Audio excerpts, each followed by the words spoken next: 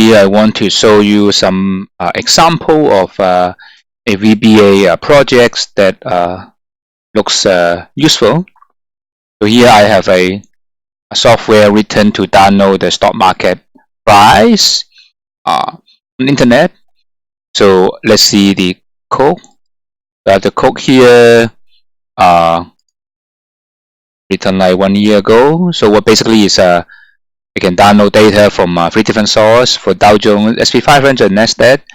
So let's see what is available here.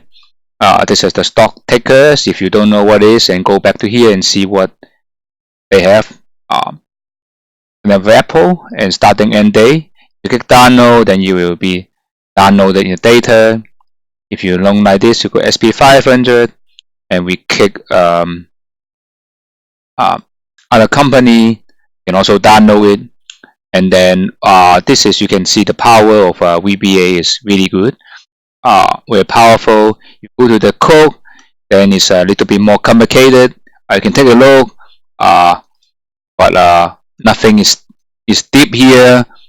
If you understand the detail, then you can go ahead, but don't bother too much with that for introduction class. But you can actually see how something more powerful to download it data from the internet. Okay, you can play around with that and have fun. Thank you.